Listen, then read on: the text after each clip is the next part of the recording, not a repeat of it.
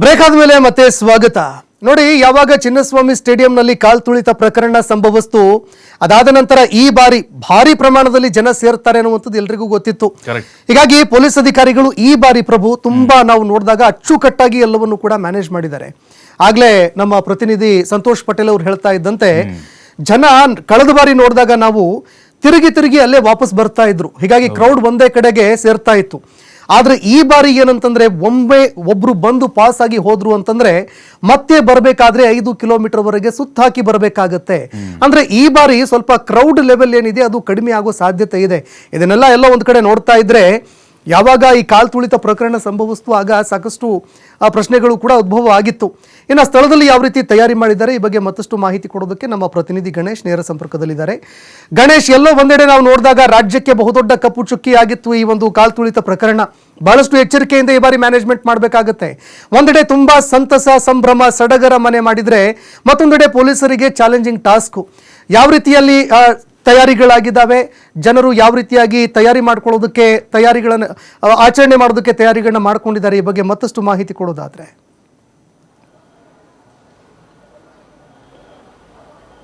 ಸಂತೋಷ್, ಖಂಡಿತವಾಗ್ಲೂ ಇನ್ನು ಕೆಲವೇ ಗಂಟೆಗಳಲ್ಲಿ ನ್ಯೂ ಇಯರ್ ಆರಂಭ ಆಗುತ್ತೆ.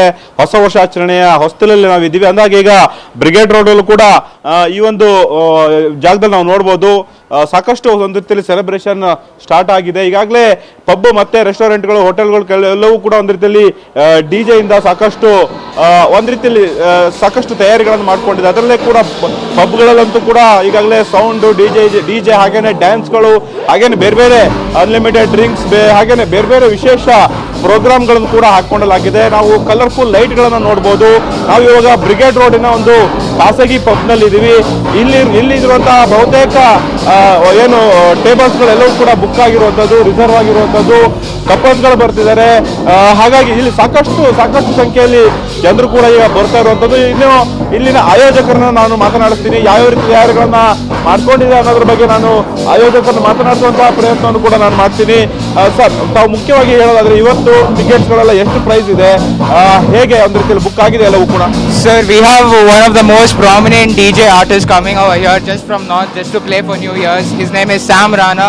He's going to be playing in the nightclub, whereas we have one setup in the rooftop as well, which is one of our local most upcoming DJ artists called as DJ Fire X. Okay, so we are selling only unlimited packages over here and it is going amazing right now.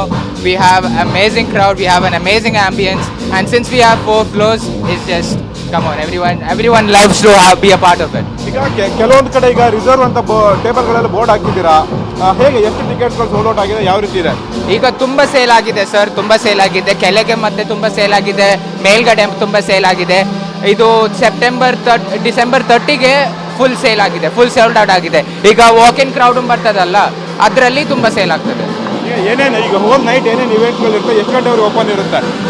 ಈಗ 8 o'clockಗೆ open ಆಗ್ತದೆ, 12:30 ತನಕ ಇದೆ. ಒಂದು live performance ಇದೆ ಸಿಂಗಿಂಗ್ಗೆ roof top ಅಲ್ಲಿ, and it is going to be followed by one of the local artists which I just mentioned, which is DJ Fire X, and in the night club it's only going to be Sam Rana. Okay. ಇದು ರಿಕಬ್ ಅವ್ರು ಹೇಳ್ತಾ ಇರುವಂಥದ್ದು. ಇನ್ನು ಕಪಲ್ಸ್ಗಳು ಕೂಡ ಬರ್ತಾ ಇದ್ದಾರೆ, ಸಾಕಷ್ಟು ಸಂಖ್ಯೆಯಲ್ಲಿ ಜನರು ಕೂಡ ಬರುವಂಥದ್ದನ್ನು ನೋಡ್ತಾ ಇದ್ದೀವಿ. ಟೇಬಲ್ಗಳು ರಿಸರ್ವ್ ಆಗಿರೋದನ್ನು ನೋಡ್ತಾ ಇದ್ದೀವಿ, ಅಲ್ಲೂ ಕೂಡ ಇರುವಂಥದ್ದನ್ನು ನಾವು ನೋಡ್ತಿದ್ದೀವಿ. ಇನ್ನು ಕೆಳಗಡೆ ಒಂದು ಫ್ಲೋರಲ್ಲೂ ಕೂಡ ಒಂದು ರೀತಿಯಲ್ಲಿ ಫ್ಯಾಮಿಲಿ ಕಪಲ್ಸ್ಗಳು ಈಗಾಗಲೇ ಗ್ಯಾದರ್ ಆಗಿರುವಂತಹದ್ದನ್ನು ಕೂಡ ನಾವು ಕಾಣಬಹುದಾಗಿದೆ.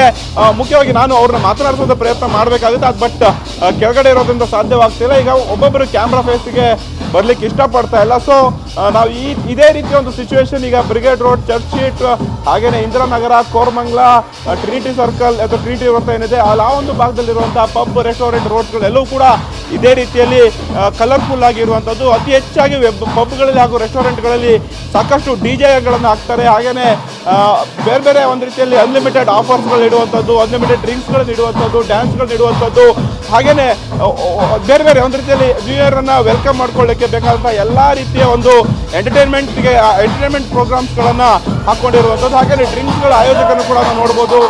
ಸಾಕಷ್ಟು ಒಂದು ರೀತಿಯಲ್ಲಿ ಡ್ರಿಂಕ್ಸ್ಗಳಿಗಾಗಲೇ ರೆಡಿ ಆಗಿದೆ, ಬೇರೆ ಬೇರೆ ಕಂಪನಿಯ ಡ್ರಿಂಕ್ಸ್ಗಳು ಕೂಡ ಇರುವಂಥದ್ದು. ಇನ್ನು ನಾನು ಕಪಲ್ಸ್ಗಳನ್ನು ಮಾತನಾಡಿಸುವಂತಹ ಪ್ರಯತ್ನವನ್ನು ಕೂಡ ಮಾಡ್ತೀನಿ, ಯಾಕೆಂದರೆ ಇವರಿಗೆ ಮಾತಾಡ್ಬೋದಾ ಹೇಗೆ ಅಂತೇಳಿ ಮಾತನಾಡ್ತೀನಿ. ನ್ಯೂ ಇಯರ್ ಅನ್ನು ವೆಲ್ಕಮ್ ಮಾಡ್ಕೊಳ್ತಿದ್ದೀರಾ, ಹೇಗಿದೆ? ತುಂಬ ಚೆನ್ನಾಗಿದೆ ಸರ್. ಮೇಡಮ್ ಜೋಶ್ ಹೇಗಿದೆ? It's lovely.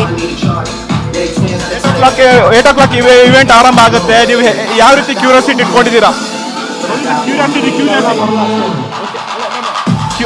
ಕ್ಯೂರಿಯಾಸಿಟಿ ಯಾವ ರೀತಿ ಇದೆ? Oh, and lots of them. Lots, yeah. Looking forward to it. ಏನೇನು ಆರ್ಡರ್ ಮಾಡಿದ್ದೀರಾ? ಎನಿ ಆರ್ಡರ್ಸ್ ಇದೆ? Order? We have not ordered. It's a what do they call? It's a menu. It's in the combo offer. It is what we have got. Okay. What's your name, ma'am? My name is Rupalim. ಇವರು ಬೇರೆ ರಾಜ್ಯದವರು ಕನ್ನಡ ಬರಲ್ಲ ಅಂತ ಹೇಳ್ತಾರಂತ, but ಇವರು ಕೂಡ ಒಂದು ರೀತಿಯಲ್ಲಿ ಪಬ್ಗಳಿಗೆ ಆಗಲೇ ಬಂದಿರುವಂಥದ್ದು ತಮ್ಮದೇ ಆದಂತಹ ಒಂದು ಸ್ಟೈಲಲ್ಲಿ ಅಥವಾ ತಮ್ಮದೇ ಆದಂತಹ ಒಂದು ರೀತಿಯಲ್ಲಿ ಇವತ್ತು ಏನು ನ್ಯೂ ಇಯರ್ನ ವೆಲ್ಕಮ್ ಮಾಡ್ಕೊಳ್ಳಿಕ್ಕೆ ಈ ಒಂದು ಪಬ್ಗಳಿಗೆ ಬಂದಿದ್ದಾರೆ ಅಂತಲೇ ಹೇಳ್ಬೋದು. ಧನ್ಯವಾದಗಳು ಗಣೇಶ್ ನಿಮ್ಮೆಲ್ಲ ಮಾಹಿತಿಗೆ.